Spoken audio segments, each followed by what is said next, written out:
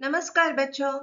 रैदास के दूसरे पद का सिंपल एक्सप्लेनेशन में दे दूंगी। आप देख लीजिए और सीख लीजिए। रैदास प्राचीन काल के महान कवि थे। उन्हें कबीरदास का समकालीन कवि माना जाता है। वे 15वीं सदी में रहते थे।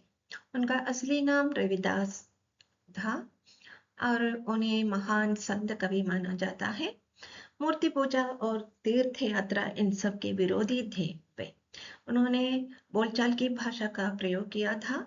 व्यावहारिक ब्रज भाषा यानी ब्रज देश में जो बोलचाल की भाषा बोली जाती है वही उनकी भाषा थी।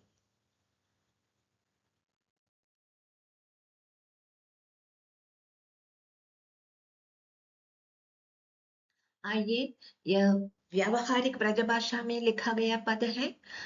पुरानी लैंग्वेज है। देख लीजिए कैसे पढ़ ले। जो तुम तोरी राम मैं नहीं तोरो, तुम सो तोरी कवन सो जोरी, तीर्थ बरत ना करूं अंदेसा, तुम्हारे चरण कमल एक भरोसा। जहम जहम जावो तुम्हारी पूजा, तुम सा देव और नहीं दूजा। मैं अपनो मन हरि से जोरी, हरि सो जोरी सबन सो तोरा, सब ही पहर तुम्हारी आशा, मन कर्म वचन कहे रैदासा। रैदास का के यह पद बहुत ही प्रसिद्ध है। भावपूर्ण पद है। इसमें भक्त और भगवान के बीच अटूट एकनिष्ठ और अनन्य प्यार का वर्णन किया गया है।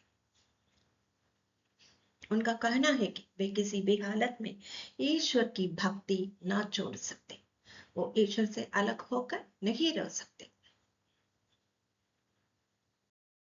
आइए पहली पंक्तियों का अर्थ सीख लेंगे। रैदास कहते हैं, हे प्रभु, यदि आप मुझसे संबंध तोड़ना चाहते हैं तो भी मैं आपसे अपना रिश्ता नहीं तोड़ सकता।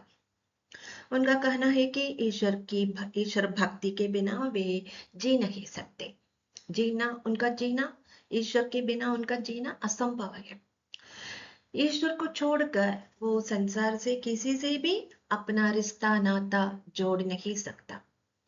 फिर वे कहते हैं कि वे तीर्थ यात्रा करना नहीं चाहते, व्रत लेना नहीं चाहते, क्योंकि उनका ईश्वर सब कहीम है। किसी अन्य देश में जाकर ईश्वर की पूजा करने से क्या फायदा होता है। उनका एकमात्र लक्ष्य, उनकी एकमात्र इच्छा भगवान के कमल रूपी सुंदर चरणों पर अपने आप को अर्पित करना है। इस पद के माध्यम से रैदास जी संदेश देते हैं कि सच्ची भक्ति के लिए बाह्य आडंबर यानी रिलीजियस राइचुअल, तीर्थ यात्रा, उपवास, व्रत आदि की कोई आवश्यकता नहीं होती। ईश्वर के चरणों में भक्त संपूर्ण रूप से समर्पित करें तो वही सच्ची भक्ति है। यहाँ मैंने इन ब्रज भाषा के शब्दों को हिंदी में दिए हैं। देख लीजिए, समझ लीजिए।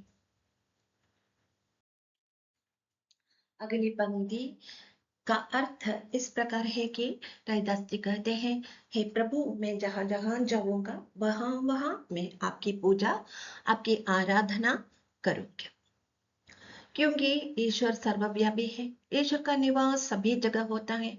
हम ऐसा नहीं कह सकता है कि ईश्वर किसी एक मंदिर में या एक एक ही जगह निवास करता है, ऐसा नहीं कह सकते। सर्वव्यापी है, सब कहीं ईश्वर का प्रेजेंस होता है, ईश्वर का अस्तित्व होता है।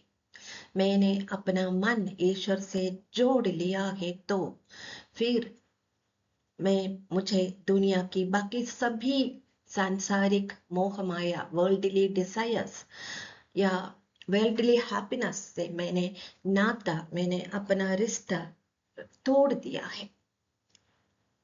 मुझे कोई ऐसा रिश्ता या सांसारिक मोह माया से, वर्ल्डली हैप्पीनेस से मेरा कोई संबंध नहीं होता। रैदास जी कहते हैं कि ईश्वर के प्रति मेरे मन में अटूट भक्ति है और समर्पण की भावना भी होती है। यहाँ भी मैंने सारे व्रज भाषा के शब्दों का हिंदी अर्थ दिए हैं। देखिए, अंतिम पंक्ति का अर्थ इस प्रकार है कि मैं हर समय सब ही पहर यानी सभी समय हमेशा सदा केवल आपसे ही आशा रखता हूँ। रैदास जी कहते हैं कि अपने तन मन कर्म वचन वाणी सभी रूप में या मन कर्म वचन तीनों रूप में वे ईश्वर से ही आश्रय रखते हैं। आसरा यानी आश्रय। उनकी भक्ति अनुपम भक्ति है, अनन्य भक्ति है। जब भक्त का मन सच्चे मन से ईश्वर के चरणों में अर्पित है तो उसे दुनिया की बाकी सांसारिक सुखों की इच्छा नहीं होती। रैदास जी का मन सांसारिक खुशियों से विरक्त होकर, अलग होकर सिर्फ हरि हरि यानी ईश्वर की भक्ति में रम गया है, लीन हो गया है। आशा है कि आपने अच्छी तरह समझ लिया होगा और मेरी इस वीडियो को लाइक करें, शेयर करें, फिर अपने कमेंट्स भी दीजिएगा। सब्सक्राइब करना मत भूलिएगा। धन्यवाद।